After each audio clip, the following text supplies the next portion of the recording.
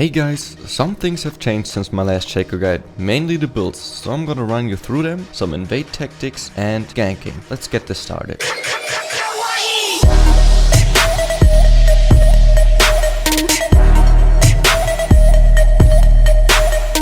So let's start this off with the old best build. Keep in mind this is all my opinion that I got from research and trying it out myself. The old build used to be getting Blue Warrior and then either Hydra or more of Mormoditus. After that just mostly any tank items like Deadman's Blade or anything that fits the situation. You will notice that I only show the core here with the little animations because everything else is completely reliant on the anime team. If it's more AD, AP heavy and so on. Now this build still works quite fine, but the build I've found does everything this one does, but better. So I'm gonna keep that one for the last build. Let's move over to two fun builds that can carry in the right situation. First one being the Devourer Rage Blade build. Situations where you're going to build this one are, for example, you can't really gank a lot, the enemy team doesn't have any heavy bursters but tanks that do damage over time. If the enemies have a lot of burst champs, you take way too long to fight anyone. But if the fights last for days, then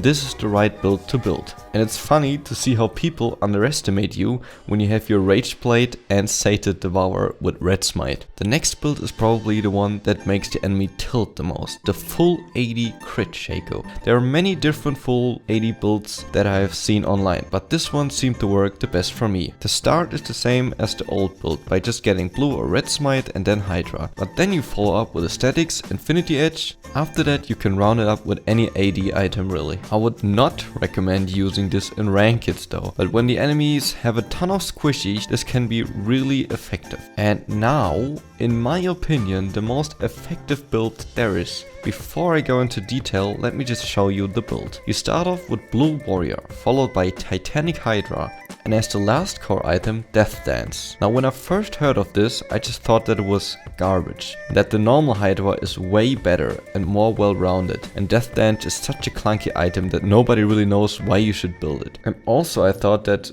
Titanic Hydra and then Death Dance, I thought you should build tanky after that so you get more benefits of it. But let me tell you, with this build, you're tanky, you can still burst down the squishies, and I actually feel like you can burst them down better than before because the proc of the Titanic Hydra is so amazingly strong and it helps you in the team fight as well. Everything just combos really nicely with your clone.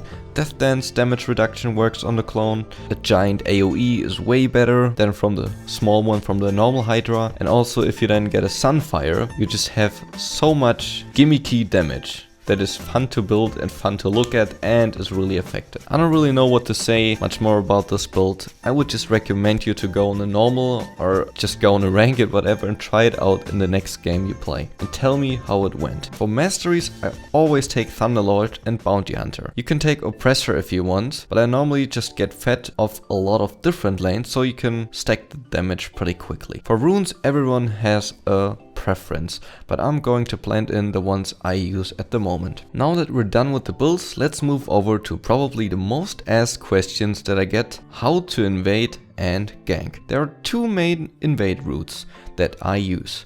The basic one is killing the bot-sided buff with your boxes, then moving over to the enemy jungle, skill your Q first to jump over the enemy buff's wall, after that try to kill off the jungler and steal the buff. Something to note as well is that you should not smite your red buff. You have enough damage with your boxes and will take little to no. For me this is something that is crystal clear, but when you start off you don't know these little details, so I will try to make it as basic and detailed as I can. For the second route you start off the same way you did before, but now you move over to the buff that is on your left side after you finished your bot-sided one. For example, when you started red, then you move over to your blue. Pretty simple. After you've done that, do the crooks or the crump, depending on the side. Now it gets a little bit tricky. You have to guess how fast the enemy jungler is or if he can even do a full clear. If he can't, then you either just take his buff, wait for him, or don't do this at all. Depending on how fast you think he is, you can also do the crab to heal up a bit. After that, jump over the enemy jungler buff wall and try to kill him and steal his buff as well.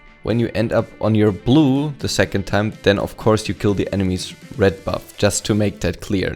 You don't move over to his blue buff, he will probably be gone there. Something a lot of people ask as well is how to react when something different happens, like the top laner appears because it's warded and so on. To that I say, watch your minimap. If any lane leaves, either retreat or tell your lane to follow up. Try to set up an ambush with your traps. The easiest way to get better at this, of course, is just to try it out. Now for the last segment of this video, the ganking. I talked about this before and nothing has really changed. Just get onto the lane you want to gank, either Q when you think it's safe enough or use the Q to get him when he flashed. Place a box behind him, so if he tries to retreat, he gets feared by the box. Then hit him a couple of times and use all your abilities, your E-slow. Just pretty basic. So yeah, this was my little updated guide to 6.7 Shaco. That's the one at the moment. When something notable changes, I'm going to make another one. I thought this build change was big enough to make another video about it. So I hope you enjoyed this. If you have any questions or disagree with something or have suggestions as well, I hate that word, then feel free to ask me anything. I hope you're having an amazing day. Check out my Twitch in the description below and goodbye.